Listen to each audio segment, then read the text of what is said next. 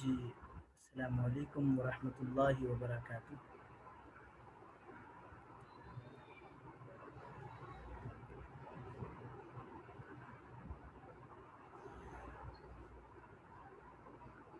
جی بسم اللہ الرحمن الرحیم.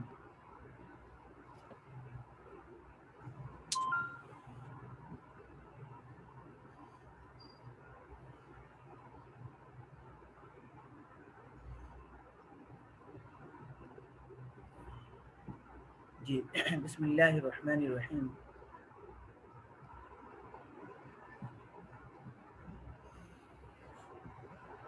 جی آواز آ رہی جی سب کو؟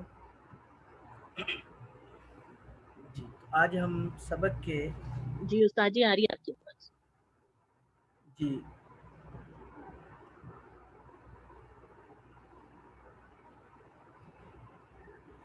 بسم اللہ الرحمن الرحیم.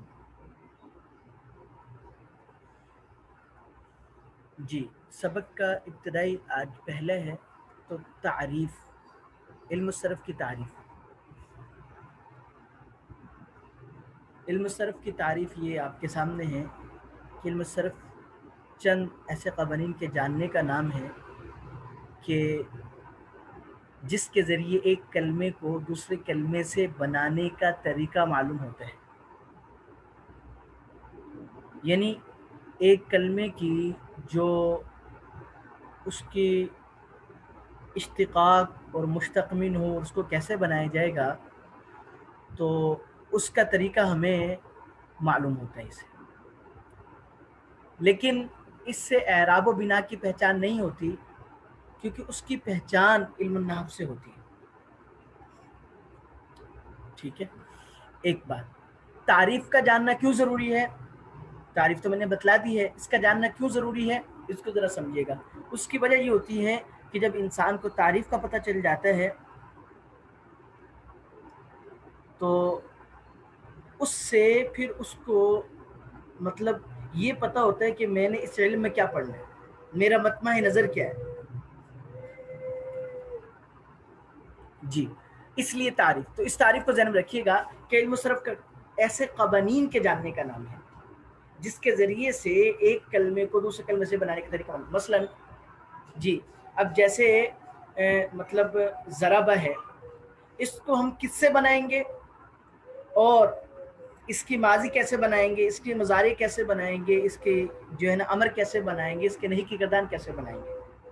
پھر یضربو ہم پڑھ رہے ہیں تو ہم جو ہے ضاد پر کسرہ سکون کیوں پڑھ رہے ہیں، یا پر فتح کیوں پڑھ رہے ہیں. ٹھیک ہے. تو یہ جو ہے ایک کلمے کو دوسرے کلمے سے جو بنایا جا رہا ہے اس کا طریقہ ہمیں اس میں معلوم ہو. تو علم صرف کی تعریف ہی ہے. اور تعریف کا جاننا کیوں ضروری ہے اس کی وجہ بھی میں نے آپ کے سامنے ذکر کر دیا. دوسری چیز ہے علم الصرف کا موضوع،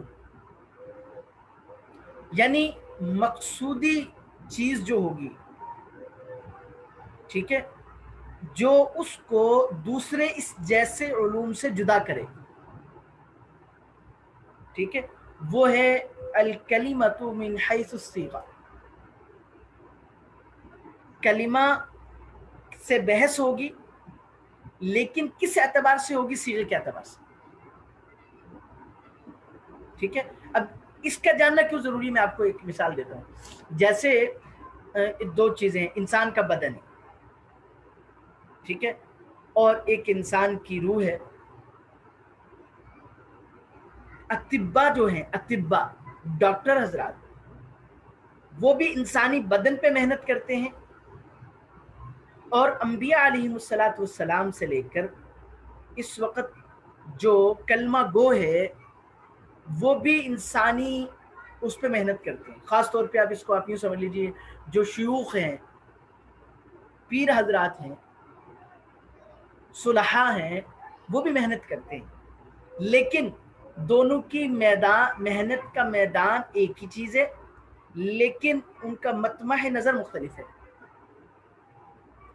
ڈاکٹر حضرات محنت کرتے ہیں انسانی بدن پر، جی کس طرح؟ اس اعتبار سے کہ اس کے بدن کی تندرستی دیکھی جائے، اس کی بیماری کا جائزہ لیا جائے. اور مشائخ حضرات بحث کرتے ہیں انسانی بدن ہی سے، لیکن اس اعتبار سے کہ اس کی روحانی بیماریوں کا علاج کیا گیا، تو موضوع سے اس ملتے جلتے جو علوم ہوتے ہیں ان سے امتیاز ہو جاتا ہے، تو موضوع کا جاننا اس لیے ضروری ہے۔ تو علم الصرف کا موضوع کیا ہے؟ کلمہ ہے، لیکن صیغے کے اعتبار سے، صیغے کے اعتبار سے مطلب کہ وہ آگے تقریباً 12 سے 14 چیزیں ایسی ہوتی ہیں جو ہم اس میں حل کرتے ہیں، اس سے اقسام ہیں، 6 اقسام ہیں، 7 اقسام ہیں جی، میزان ہے، موزون ہے جی، اور جو ہے صیغہ باب ہے، گردان ہے، تعلیل ہے، تو وہ لیکن ساری چیزیں گھومتی اسی کے اوپر ہیں۔ تو اچھا، اس کا یہ ابتدائی بات اس لیے عرض کر رہے ہیں کہ ان چیزوں سے ذہن کلیئر ہوگا کہ ہم نے اس علم الصرف میں سیکھنا کیا ہے۔ تو یہ چیز ہے آپ کے سامنے۔ تیسری چیز، علم الصرف پڑھنے سے فائدہ کیا حاصل ہوگا؟ جب بھی انسان کوئی سفر کرتا ہے تو اس کے سامنے یہ چاروں چیزیں ہوتی ہیں، یا کوئی بھی چیز بناتا ہے انسان تو ساری چیزیں ہوتی ہیں، تو ان میں سے ایک چیز کیا ہوتی ہے؟ غرض، کہ بھئی یہ میں کام کیوں کر رہا ہوں، اس سے مجھے کیا فائدہ حاصل ہوگا؟ کیونکہ عاقل، کسی بھی عقل مند آدمی کا کوئی بھی کام جو ہے وہ اس سے خالی نہیں ہوتا کہ اس کے سامنے کوئی مقصد ہوتا ہے۔ اس بات کو سمجھیے۔ تو علم الصرف کا مقصد کیا ہے؟ ذہن کو کلام میں صیغہ کے اعتبار سے غلطی سے بچانا، صیغہ کے اعتبار سے، ٹھیک ہے؟ یعنی صیغہ کے اعتبار سے مراد کیا ہے؟ جیسے میں نے کل بتایا تھا کہ بھائی پہلے 2 حروف ہیں ان کو کیسے پڑھنا ہے، اور آخری حرف کو اعراب سے نکال کر کیسے پڑھنا ہے۔ مثلا دعابہ ہے، دعا پڑھنا ہے، دعابہ پڑھنا ہے، قالہ ہے، قبلہ پڑھنا ہے، قالہ پڑھنا ہے، بعد یعیدو ہے، یوعیدو پڑھنا ہے، یعیدو پڑھنا ہے۔ تو علم الصرف کی غرض صیغہ کی غلطی سے بچنا، یہ چیزیں سامنے رہیں، ٹھیک ہے؟ اچھا، چوتھی چیز ہے اس کے واضح، تو اس کے واضح ابو مسلم معاذ بن الحرہ کوفی ہے۔ اچھا، اس کے ضرورت کیوں پیش ہے؟ ادھر دیکھیے، توجہ کیجیے گا، اس بات کو ذرا سمجھیے۔ اصل میں بات یہ ہے کہ صحابہ کا جو دور تھا وہ صحابہ سب کے سب عربی دان تھے، تو جیسے ہمیں اردو میں زیادہ اس کی ضرورت نہیں پڑتی کہ کس لفظ کو کیسے پڑھا جائے، اس کو وقف ہوگا، اس کو جو ہے نا کہاں پہ حرکت ہوگی، یعنی یا اپنی مادری زبان میں، ہر ایک کی اپنی زبان ہے، تو زبان میں الفاظ کو پڑھنے کے لیے کوئی لغت، کوئی ڈکشنری، کسی چیز کو ضرورت نہیں پڑتی۔ تو صحابہ کے ساتھ بھی یہی حال تھا۔ اب اس کے بعد تابعین تھے، تو تابعین نے بھی تقریباً صحابہ کے قریب سب عربی زبان بولنے والے، کیونکہ صحابہ بھی اکثر جگہ پہ جہاں پہ ملکوں کو فتح کیا ہے تو وہاں پہ ان کی زبانوں کو بھی بدل دیا صحابہ نے، تو وہاں پہ عربی زبانیں ہو گئی۔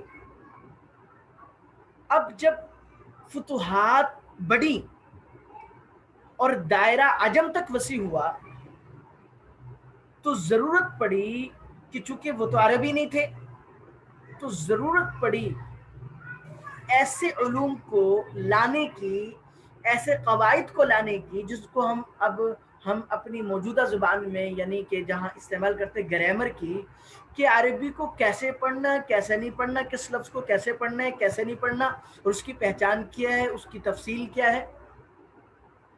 تو اس کے لیے بہت سے علوم ضرورت کے موقع پر وضع کیے۔ یہ عربیوں کے لیے ضرورت نہیں ہے، یہ عجمی کی ضرورت ہے، ٹھیک ہے؟ اس لیے تو علم الصرف کے بھی جو ہے نا جو وضع کرنے والے تھے ان کا نام ہے۔ تو یہ 4 چیزیں ہیں جو آج کے سبق میں ہمارے سامنے ہیں کہ بے علم الصرف کی تعریف، علم الصرف کا موضوع، علم الصرف کی غرض اور علم الصرف کی وجہ۔ پہلی چوتھی چیز تو زیادہ ضروری نہیں ہے، لیکن پہلی 3 چیزوں کا سامنا، ان تینوں چیزوں کا خلاصہ اگر میں عرض کروں تو وہ یہ ہے کہ علم الصرف میں اتنا پتہ ہو کہ علم الصرف کا مقصود ہمارے سامنے کیا ہے، تو تینوں چیزیں اس میں آ جائیں گی، غرض بھی، موضوع بھی اور تعریف بھی۔ تو وہ ہمارے سامنے ہونا چاہیے کہ ہم نے کیوں علم الصرف کو ہم کیوں پڑھیں، ٹھیک ہے؟ یہ بات آج کے ہمارے سبق کا وہ ہے۔ تو اگلا جو ہے ہمارا سبق وہ دیکھ لیجیے۔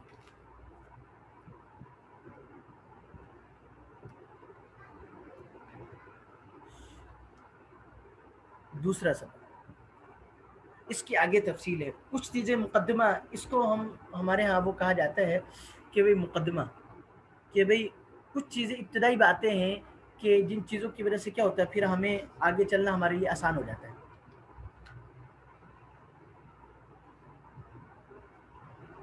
مثلا صدی کا تو میرے سامنے کوئی تذکرہ نہیں ہے، لیکن کتابوں میں ان کا نام ذکر ہے، باقی تفصیل انشاءاللہ ہوگی تو میں عرض کر دوں. تو یہ دوسری چیز ہے.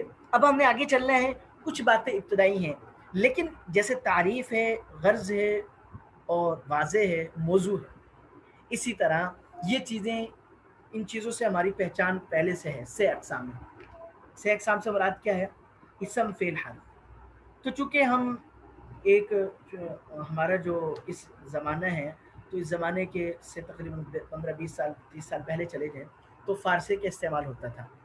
تو فارسی میں چونکہ ابھی وہ اساتذہ سے پڑھتے رہے ہیں تو فارسی کے کچھ الفاظ کے استعمال ہوں گے، تو ان کی وضاحت ہمیں ساتھ ساتھ کرتے رہیں گے انشاءاللہ تعالیٰ. تو اس میں جو صیغے کے اعتبار سے بحث ہوتی ہے، اس میں سب سے پہلی چیز جو ہم وہ حل کرتے ہیں وہ ہوتی ہے سے اقسام. سے 3 کو کہتے ہیں، تو 3 اقسام. تو سب سے پہلے ہم صیغے میں پہلی بات پوچھتے ہیں کسی بھی لفظ میں، جب ہم اس کو صرفی اعتبار سے حل کرنا چاہتے ہیں، سب سے پہلے ہم اس میں دیکھتے ہیں کہ وہ صیغہ کیا ہے. اسم ہے، فعل ہے، حرف. اسم ہے، فعل ہے، حرف. ٹھیک ہے، یہ سے اقسام کہلاتے ہیں. تو ان سے اقسام کو، یہ پہلی چیز ہے جو ہم صیغے میں حل کریں گے، تو ان کو سامنے رکھنا ہے آپ نے. اچھا، لیکن اس کی علامتیں کیا ہیں؟ اسم کی کیا علامت ہے، فعل کی کیا علامت ہے، حرف کی کیا علامت ہے؟ وہ الحمدللہ آپ میں سے اکثر نے نحو میں پڑھ لی ہوں گی، اس کی طرف ہم نہیں جائیں گے. کیوں؟ اس لیے کہ توجہ کیجیے گا، آخری بات عرض کروں گا آج کے سبق کے حوالے سے کہ بھئی دیکھیں، ہم جو حل کرنے جا رہے ہیں نا، تو ہماری کوشش ہوگی کہ اعتدال کے ساتھ چلا جائے، نہ اتنی اختصار ہو کہ ہمیں فائدہ ہی نہ ہو، بس وہ شارٹ کورسز جیسے ہوتے ہیں ان کی طرح ہو جائے، اتنا اختصار بھی نہیں ہوگا. اور نہ اتنی لمبی بحث ہوگی کہ آپ کو جو باتیں صرف فائدے کی ہیں لازمی نہیں ان کا تذکرہ کیا جائے. تو اس لیے جن چیزوں کو چھوڑ دیا جائے گا اس کا مطلب یہ نہیں ہے کہ وہ فائدے سے خالی ہیں، نہیں، وہ ہمارے اعتدال میں نہیں آتی، وہ تفصیلی اس میں آتی ہے. تو اس کے لیے کیا کرنا ہوگا آپ نے؟ جیسے اب اسم کی علامتیں ہیں، فعل کی علامتیں، حرف کی علامتیں ہیں، تو وہ علامتیں آپ کیا کریں گی؟ آپ کتاب سے دیکھ لیں. اشرف العزیز کی کتاب ہے، وہ کل میں نہیں بھیج سکا تھا، آج انشاءاللہ بھیج دوں گا. تو کتاب سے آپ ان علامتوں کو دیکھ لیں گی، تو اس سے کیا ہوگا کہ آپ کے سامنے وہ تفصیل آ جائے گی. تو ہم اس سے آگے اگلی بحث کی طرف جائیں گے. تو یہاں تک آج کے سبق ہم رکھتے ہیں. سے اقسام، ان کو یاد رکھیے گا. سے اقسام ہم صیغوں کو حل کریں گے تو ہمیں ان چیزوں کی ضرورت پڑے گی. اس لیے اتنا کم از کم ضرور ہو، اب سبق کو 2 دفعہ 3 دفعہ ضرور سنیں تاکہ جو چیزیں ہیں وہ آپ کے ذہن میں بیٹھ جائیں. ٹھیک ہے. اور یہ آخری بات میں عرض کروں گا کہ یہ چونکہ سبق ہوتا ہے ریکارڈ اور یہ اپلوڈ ہوگا تو عمومی سب کے سامنے مطلب وہ چلا جاتا ہے. اس لیے میری سب سے درخواست ہے کہ کوشش ہوگی کہ ہم پہلے ہی میوٹ کر دیں، لیکن اگر کسی بہن نے ان میوٹ کیا ہو تو وہ پہلے سے اس کا خیال رکھیں. اور کوئی اس سبق کے دورانیے میں آپ کی آواز، آپ کی ویڈیو کال یا کسی بھی طریقے سے نہیں آنی چاہیے، کیونکہ آپ سب کی آواز کا بھی پردہ ہے. امید ہے کہ آپ سب جو جتنے بھی شامل ہونے والی ہیں وہ سب اس کا خیال رکھیں گی. ہاں، آخری بات یہ ہے کہ چونکہ ایک فائدے کی چیز ہے تو الحمدللہ تو آپ سے خواہش ہوگی کہ آپ اس کو اپنے دوست احباب جو خواتین ہیں جو ضرورت محسوس کرتی ہیں ان تک پہنچائیں. اللہ تعالیٰ سے دعا ہے کہ اللہ پاک جو کچھ کیا سنا اللہ پاک اس میں عمل کی توفیق عطا فرمائے. السلام علیکم ورحمۃ اللہ وبرکاتہ.